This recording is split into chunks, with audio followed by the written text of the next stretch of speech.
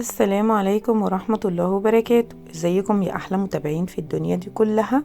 وحشتوني. الاولاد عايزين ياكلوا جاتوه، وانا عامله كيكه شوكولاته، فقلت اعمل لهم الجاتوه وافرحهم باقل وابسط المكونات. عملت كل المكونات البسيطه دي. الجاتوه البسيط ده اللي هو يعتبر الف ب جاتوه، يعتبر للمبتدئين. تعالوا نشوف عملته ازاي وبأقل المكونات، ونشوف الطريقة والمقادير. يلا بينا. دي كيكة شوكولاتة عاملاها عادي خالص ب3 بيضات وبكوبايتين ونص دقيق. عملت الكيكاية وسواها كويس زي ما انتم شايفين. هشيل كل اللي على الوش دوت وهخليها سوا واحد، وهقطعها 3 طبقات. قطعتها 3 طبقات، وزي ما انتم شايفين سمك الطبقة كويس. بعد كده هحط عليها كريم جانتيه.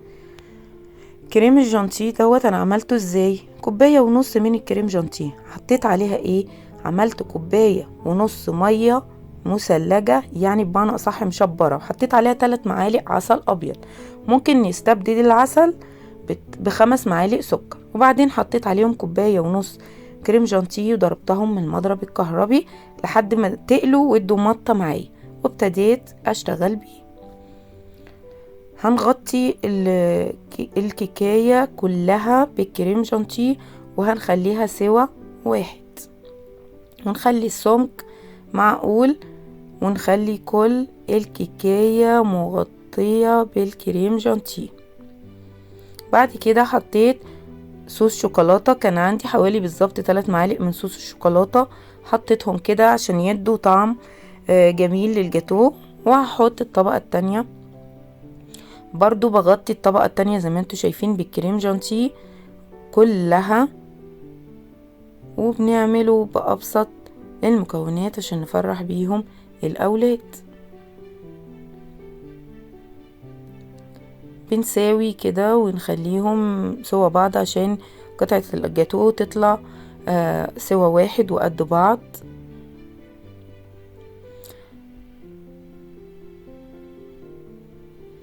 بعد كده احط الطبقة التالتة برضو هغطيها بالكريم جانتيه. واخر طبقة دي بتخلي الكريم جانتيه سمكه كويس، عشان ده الطبقة الاخيرة لازم تكون متساوية ومظبوطة كويس وبأقل التكلفة. هنعمل لأولادنا ونفرحهم، مفيش حاجة توقفنا ولا حاجة تخلينا نكسل. جبت الترانش وقطعت من ال4 جناب زي ما انتوا شايفين، شلت اي زيادات، وهقطعها 4 قطع. هقطع 3 قد بعض، وفي واحدة اكبر شوية عشان اعمل بيها برضو شكل تاني.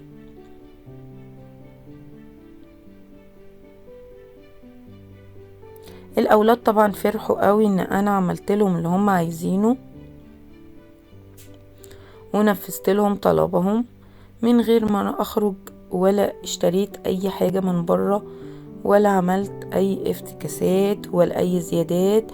جاتوه بسيط جدا، كيكة وكريم جانتيه بس. هقطعها بقى، انا قطعتها كده 4 قطع بالطول، والوقت هنقطع بالعرض هنقطعها 12 قطعة. بعد كده همسك ال4 قطع الكبار هقطعهم مثلثات، فبقى معانا 15 قطعة. بقية كريم الجانتيه حطيت عليه معلقة كاكاو خام بودر وضربتهم بالمضرب الكهربي وحطيتهم في كيس الحلواني، وهشتغل بيهم زي ما انتوا شايفين. اي شيء بسيط كده على الجاتوهية بيدي منظر حلو. مش لازم تكوني انتي واخدة خبرة جامدة مثلا في الزواق، اي شيء بسيط هيدي منظر حلو لقطعة الجاتوه وبالمكون اللي موجود في حدود البيت. ما خرجتش ولا جبت اي حاجة، ادى شكل حلو وكان الطعم كويس والاولاد فرحوا قوي. وعمل لي 15 قطعة، مش قليل بتكلفة بسيطة.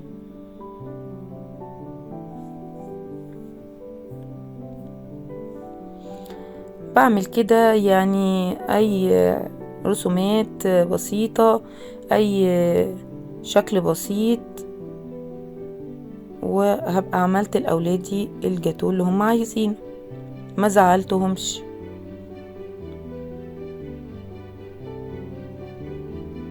والكريم جانتيه كان بالظبط على قد ما احتجت.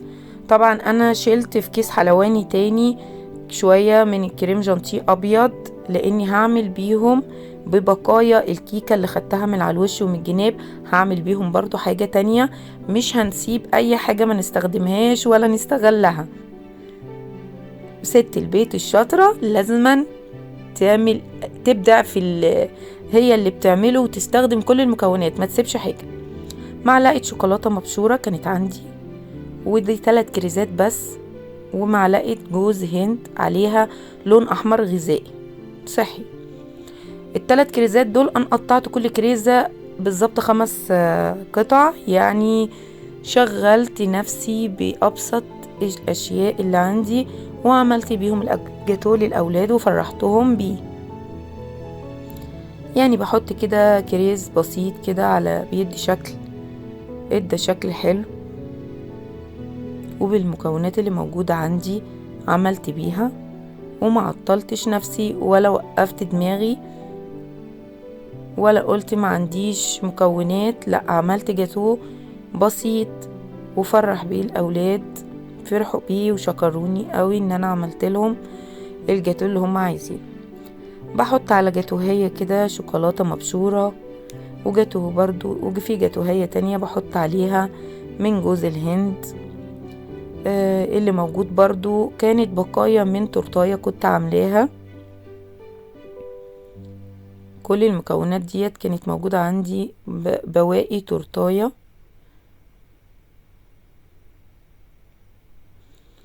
وبكيكة عادية خالص، مش كيكة اسفنجية ولا حاجة خالص، كيكة عادية ب3 بيضات عملتها، وكوبايتين ونص دقيق عملت بيها الكيكية. بنزوق زواق بسيط كده عشان ندي منظر للجاتوهية وطعم.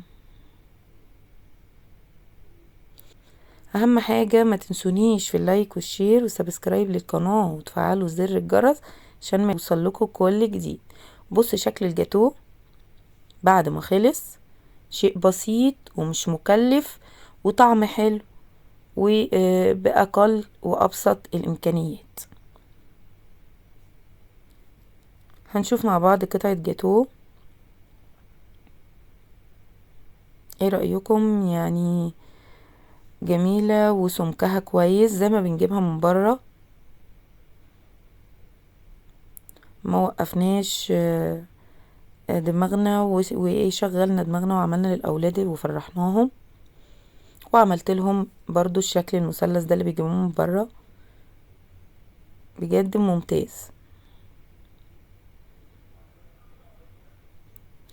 ما تنسوش تقولوا لي رأيكم في كل حاجة بعملها وفي الجاتو دوت، وجربوا واعملوه لأولادكم بأقل وأبسط الإمكانيات وفرحوهم بيه.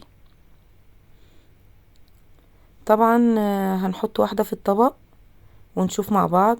برضو بصوا السمك بتاعها مش وحش زي بره بالظبط، بل بالعكس الطعم احلى لاني عاملينه بايدينا. الاولاد ما كانوا صابرين ان ما احطها لهم في التلاجة شوية، كانوا عايزين منها. حطيتها لهم 10 دقايق بس. وطبعا خدنا المكونات الباقية وعملنا بيها برضو شيء اهو زي ما انتوا شايفين. حطيت البواقي الكيكة في الطبق وغرقتها صوص شوكولاتة، وبعدين حطيت عليها كريم جانتيه وكريز، ورشيت على واحدة شوكولاتة واحدة جوز هند. ايه رأيكم بقى؟ طبقين شكلهم بجد جمال. ما تنسوش لو معايا لحد دلوقتي ما تنسونيش في اللايك والشير وسبسكرايب للقناة، وتفعلوا زر الجرس عشان يوصلكوا كل جديد من مطبخ ومنوعات نهى. بحبكم قوي، قولوا لي رأيكم، وباي باي.